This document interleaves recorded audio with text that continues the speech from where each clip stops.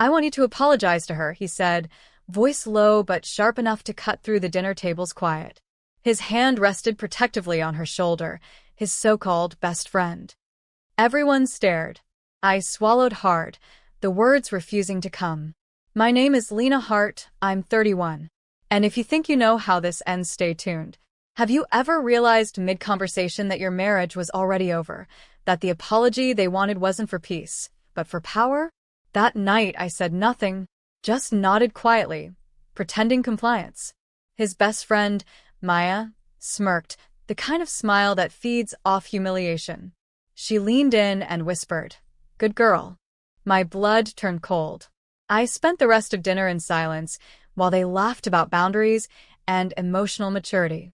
I kept my face still, my voice gone.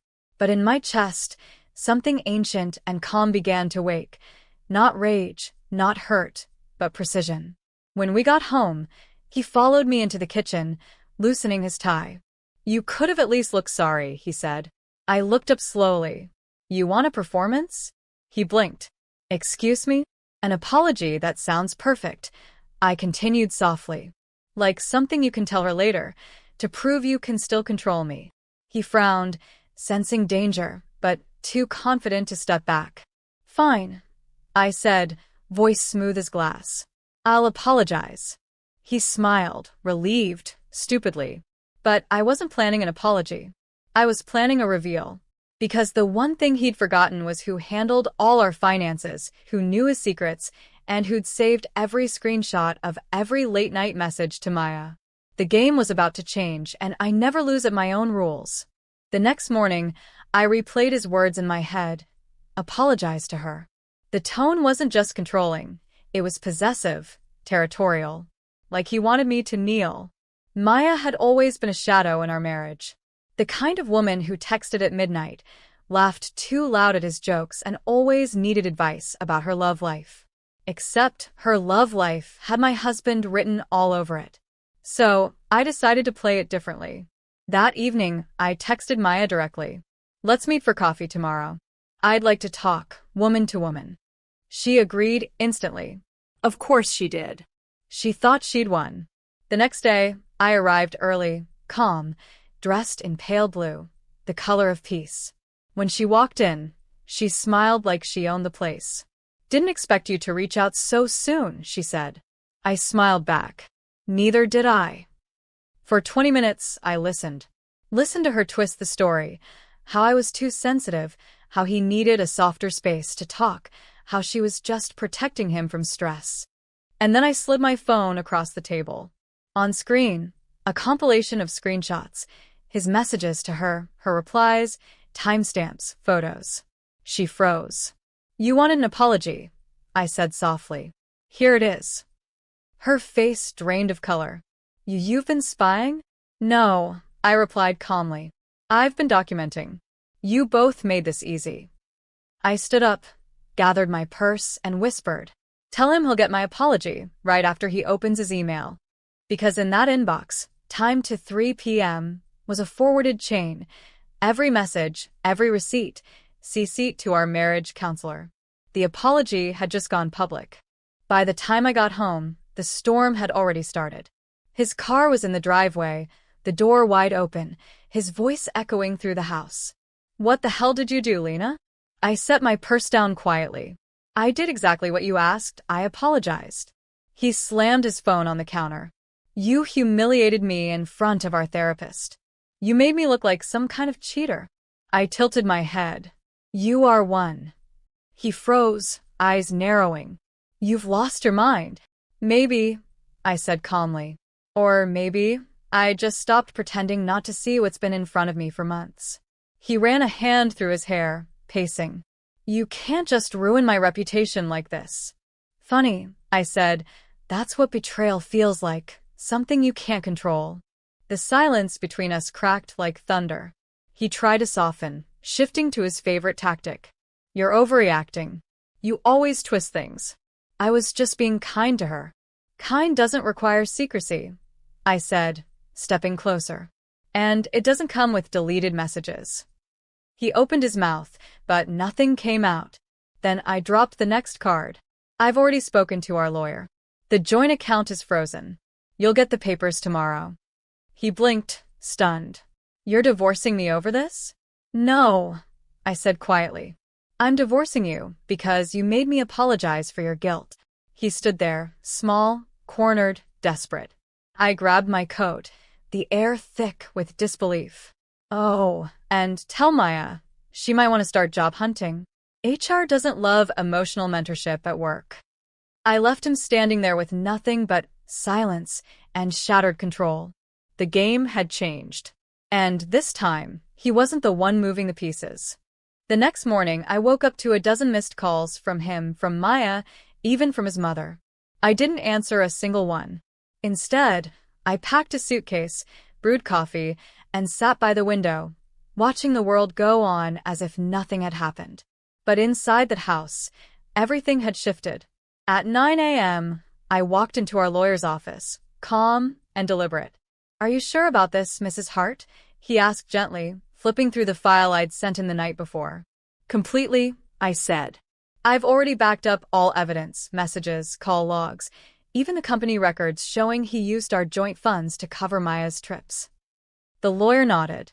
This will go smoothly. You've documented everything. By noon, my phone buzzed again, this time with a message from him. You didn't have to do this. We can fix it. Please just call me. I stared at the screen, remembering the night he'd made me apologize for nothing. The way he'd looked at me, like a trophy that had spoken out of turn. I typed slowly. You taught me how to stay quiet. Now you'll learn what silence really feels like. Then I turned my phone off.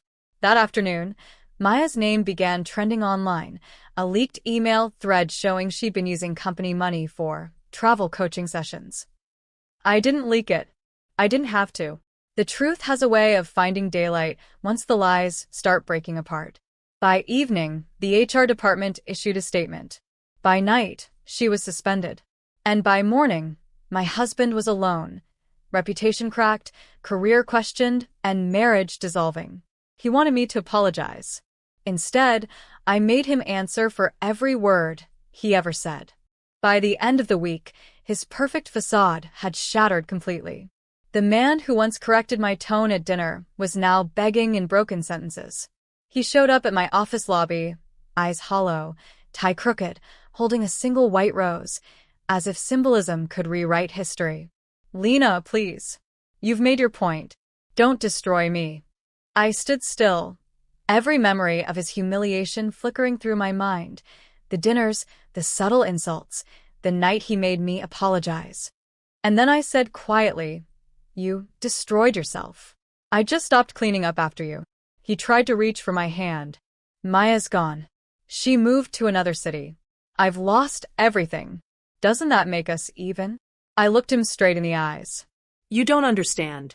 This was never about revenge. It was about balance. He flinched. What does that mean? It means, I said, voice steady. You spent years taking from me my confidence, my peace, my dignity. All I did was take them back. His lip trembled, but I didn't soften. Not this time. Leave, Ethan, I said, stepping aside. There's nothing left for you here. He hesitated for a long moment before finally walking away. As the glass doors closed behind him, I felt an unfamiliar lightness in my chest. Not triumph, not pride, freedom. Later that night, I sat in bed with a cup of tea and opened my laptop. In my inbox was an email from our therapist. Lena, I read your message. Thank you for speaking the truth. Healing begins with honesty. I smiled faintly, closed the screen, and turned off the light. For the first time in years, silence didn't feel like submission. It felt like peace earned. 2 weeks later, the divorce papers were signed. Simple. Clean. No tears, no shouting, just a quiet exchange of pens and finality. When I stepped out of the courthouse, the Florida air felt different. Lighter, almost forgiving. But peace never comes without echoes. That evening, my phone buzzed with a number I didn't recognize. It was Maya. Her voice was brittle, stripped of its old confidence. I lost my job, Lena. My reputation's gone. Are you happy now? I leaned against the railing of my balcony, looking out over the city lights. Happy, I repeated. No. But I'm free, She scoffed. You ruined 2 lives. I smiled faintly. No, Maya. I just stopped protecting them. Silence. Then a whisper, almost human this time. He told me you'd never fight back. I didn't, I said. I just stopped losing. She hung up. Afterward, I poured myself a glass of wine and opened a folder on my laptop. Final documents. Inside were screenshots, bank statements, messages, timestamps. The full digital trail of their deceit. I didn't need them anymore. I hovered over the folder and clicked delete. Because some evidence isn't for revenge, it's for closure. That night, as the rain tapped softly on the windows, I wrote in my journal for the first time in months. Strength doesn't always roar. Sometimes it signs papers, closes doors, and never looks back. I wasn't the woman who begged to be understood anymore. I was the woman who learned to walk away with quiet power.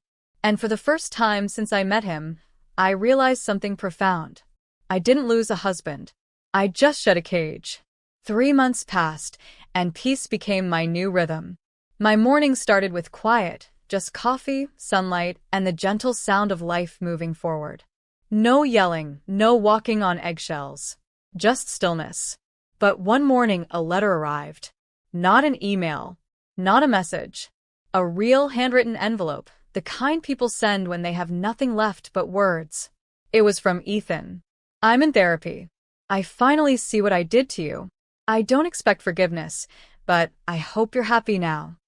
I read it twice, then folded it carefully and placed it in a drawer, next to my old wedding ring. Not out of nostalgia. Out of closure. That same afternoon, my friend Mia came over, smiling. There's an opening for director of operations at the firm. You should apply. You'd be perfect. I laughed softly. You think so? She nodded. You survived a marriage built on gaslight and silence. You can survive a boardroom. I applied that night, half expecting rejection. A week later, I got the call. Congratulations, Miss Hart. We'd like to offer you the position. When I hung up, tears finally came, but they weren't sad. They were the kind that wash away the residue of everything you once endured. I opened my journal and wrote, Healing isn't about erasing pain. It's about turning it into direction. For years, Ethan's control defined me. Now my boundaries did.